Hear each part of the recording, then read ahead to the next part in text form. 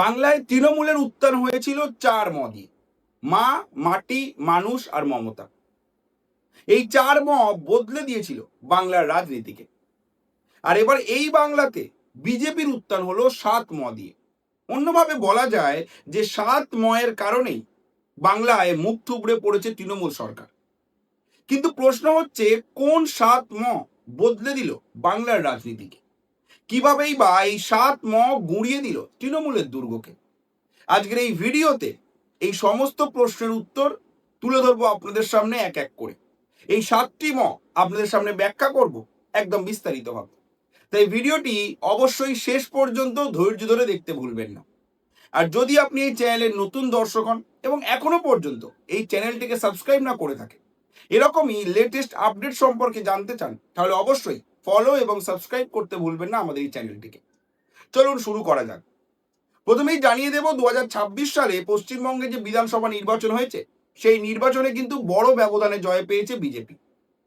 এরপর একদিকে আমাদের রাজ্যের প্রাক্তন মুখ্যমন্ত্রী মমতা বন্দ্যোপাধ্যায়, তিনি মুখ্যমন্ত্রীর পদ ছাড়তে চাইছেন না, বলছেন তিনি ইস্তফা দেবেন না।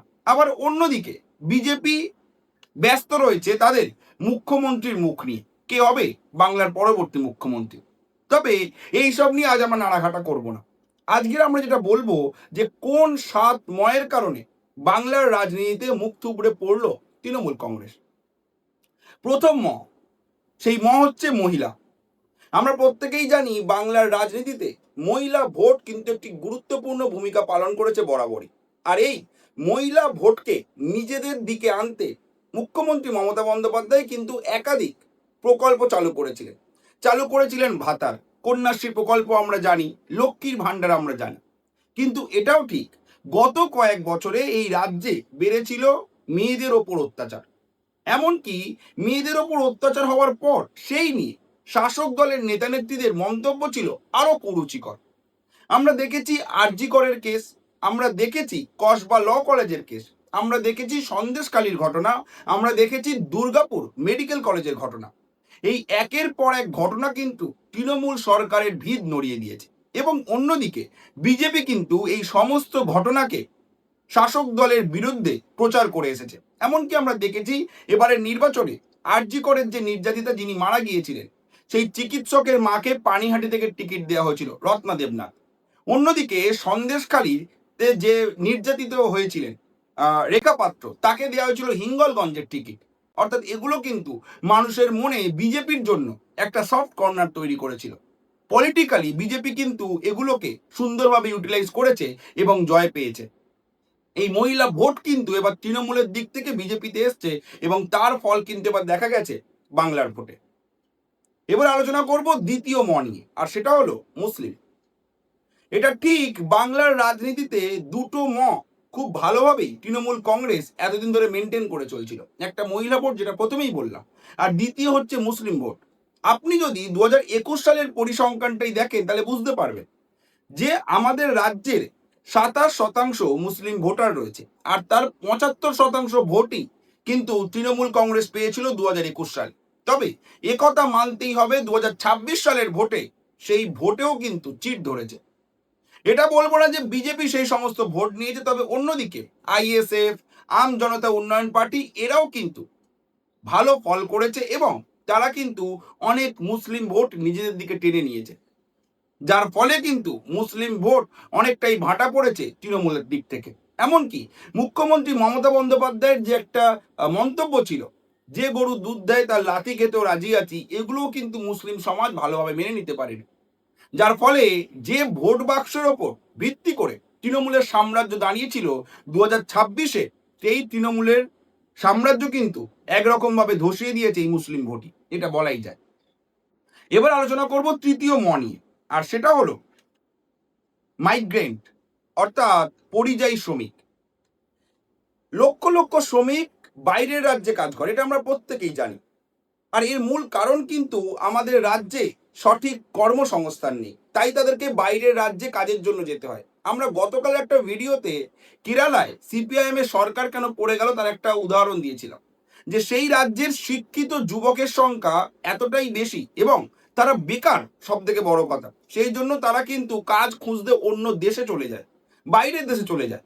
এবং সেই শিক্ষিত যুবকরা এবার কিন্তু সিপিএমকে বেছে নেয়নি কেরালাতে। সেরকম ভাবে পরিযায়ী শ্রমিকরা যারা বাইরের রাজ্যে কাজ করে তারা কিন্তু এবারে মমতা সরকারকে বেছে নেয়নি, কারণ রাজ্যে কাজ নেই, তাদেরকে অন্য রাজ্যে গিয়ে থাকতে হচ্ছে, নিজেদের পরিবার ছেড়ে দূরে গিয়ে থাকতে হচ্ছে। এটা কিন্তু একটা বিরাট বড় কারণ। প্রতি বছর তারা ভোটও দিতে আসতে পারতো না, কারণ আমাদের রাজ্যে ভোটে প্রচুর হিংসা দেখা যায়। তবে এবছর নির্বাচন কমিশনের জন্য তারা কিন্তু ভোট দিতে আসতে পেরেছে, স্পেশাল ট্রেনের ব্যবস্থা করা হয়েছে, নিরাপত্তা নিশ্চিত করা হয়েছে। তাই তারা এসে এবার কিন্তু রাজ্য সরকারের বিরুদ্ধে ভোট দিয়েছিল, এবং যার ফল আমরা দেখেছি ভোট বাক্সে। অর্থাৎ তৃতীয় কিন্তু এই মাইগ্রেন্ট, এবং তারা কিন্তু মমতা সরকারের বিরুদ্ধে ভোট দিয়েছে। এবার আলোচনা করব চতুর্থ নিয়ে, আর সেটা হলো মতুয়া ভোট। আমাদের রাজ্যের 17% মতুয়া কমিউনিটির বাস, কিন্তু এই মতুয়ারা বরাবরই বিজেপির দিকে একটু ঝুঁকে থাকে, এটা আমরা প্রত্যেকেই জানি। তবে এসআইআর হওয়ার পর থেকে তৃণমূলের তরফ থেকে এই মতুয়াদের অনেক ভুল বোঝানো হয়েছিল, যে দেখুন এসআইআর করে আপনাদের বাদ দেওয়া হচ্ছে। অনেকে ভেবেও ছিল, অনেকে পরিসংখ্যান করেছিল যে এসআইআর এর ফলে হয়তো কিছুটা ঘা খাবে বিজেপি, এই মতুয়ারা হয়তো বিজেপির থেকে মুখ ঘুরিয়ে নেবে। কিন্তু ভোট বাক্সে দেখা গেল এই মতুয়ারা সমর্থন করেছে বিজেপিকে, কারণ বিজেপির নেতা নেত্রীরা এবং দলীয় কর্মীরা মতুয়া কমিউনিটির মানুষদের এটা বোঝাতে সফল হয়েছে যে সিএ এবং এনআরসি হয়নি বলেই কিন্তু এই মতুয়ারা কাগজপত্র পায়নি, নাগরিকত্বের শংসাপত্র পায়নি, যার ফলেই কিন্তু এসআইআরে তাদের নাম বাদ পড়ে। তবে তাদের চিন্তা করার কোনো কারণ নেই, বিজেপি সরকার এলে তাদের নাগরিকত্ব যত দ্রুত সম্ভব দেওয়া হবে। আর তাই কিন্তু মতুয়ারা ভরসা দেখিয়েছে ভোট বাক্সে বিজেপিকেই, আর তার ফলে কিন্তু 80 আর 208 এটা মানতেই হবে। এবার চলে যাব পঞ্চম মতে, আর সেটা হলো মেশিনারি। এটার মানে হলো প্রশাসন এবং শাসন ব্যবস্থা। আমরা প্রত্যেকেই জানি আমাদের রাজ্যে 2016 সালের পর থেকে যে কটা ভোট হয়েছে, পঞ্চায়েত ভোটে প্রার্থী দাঁড় করাতে দেয়নি, বিরোধী প্রার্থীদের দাঁড়াতে দেওয়া হয়নি। বিধানসভার ভোটে মারপিট, দাঙ্গা, এমনকি 2021 সালের বিধানসভা ভোটের পরে 53 জনের মৃত্যু হয়েছিল। সেই চিত্র কিন্তু আমরা ভুলিনি, আর সেই জন্য মানুষ কিন্তু ভোট দিতে ভয় পেত। তবে এবার নির্বাচন কমিশন, আমরা জানি প্রত্যেকেই যে এবার নির্বাচনে ম্যান অফ দ্য ম্যাচ, কেউ বলছে ম্যান অফ দ্য সিরিজ, সেটা বলাটাই কাম্য, কারণ তারা যে কাজ করেছে তার ফলে কিন্তু 92% ভোট পড়েছে, যার নজিরবিহীন, যা রেকর্ড সংখ্যক ভোট, যা স্বাধীনতার পর বাংলায় এর আগে কোনোদিন পড়েনি, কোনো সরকার এইটা করতে পারেনি। আর তাই কিন্তু মানুষ দলে দলে বেরিয়ে এসে ভোট দিয়েছে, এবং তারা গত কয়েক বছরে যে ভোট দিতে পারেনি তার সমস্ত রাগ কিন্তু বের করেছে, এবং তারই প্রমাণ পাওয়া গেছে এবারের ফলাফলে। এবার আমরা আলোচনা করব ষষ্ঠ নিয়ে, আর সেটা হলো মোদি ফ্যাক্টর। আমরা প্রত্যেকেই জানি নরেন্দ্র মোদী আমাদের দেশের প্রধানমন্ত্রী, তিনি কিন্তু একটা ব্র্যান্ড। তাকে শুধুমাত্র আমাদের দেশের লোক ভালোবাসে তা কিন্তু নয়, বিদেশে অনেক নেতা নেত্রীরা তাকে পছন্দ করেন। আমরা জানি তিনি গ্লোবাল লিডার হিসাবে কতটা জনপ্রিয়। এটা মানতেই হবে যে তিনি যখন আমাদের রাজ্যে এসে ঝালমুড়ি খান, সেটা চপের থেকেও বেশি ট্রেন্ডিংয়ে যায়, সেটা সারা দেশে আলোচনার বিষয় হয়। তিনি যখন মঞ্চে দাঁড়িয়ে বলেন জয় মা কালী, তখন কিন্তু সাধারণ মানুষ সেটাকে বিশ্বাস করেন। যখন তিনি বলেন এই রাজ্যে মেয়েদের সুরক্ষা দেওয়া হবে, তিনি যখন বলেন এই রাজ্যের লোকেদের চাকরি দেওয়া হবে, যুবকদের কর্মসংস্থান হবে, যুবতীদের কর্মসংস্থান হবে, তখন কিন্তু মানুষ তা বিশ্বাস করে। এবং দেখা গেল সেই ব্র্যান্ড মোদি আবার কিন্তু কাজ করে গেল এবার বাংলার ভোটে, এবং মানুষ বিজেপিকে ভোট দিয়েছে। যেমন আমরা জানি যে মমতা তৃণমূলের মুখ, সেরকম কিন্তু আমরাও জানি যে বিজেপির মুখ কিন্তু মোদি সারা দেশের মধ্যে, আর সেটা কিন্তু এবারেও কাজ করে গেছে বাংলার ভোটে। এবার আলোচনা করব সপ্তম এবং শেষ নিয়ে, আর সেটা হলো মমতা ফ্যাক্টর। এটা ঠিক, মমতা বন্দ্যোপাধ্যায় একজন দুর্দান্ত বিরোধী নেত্রী।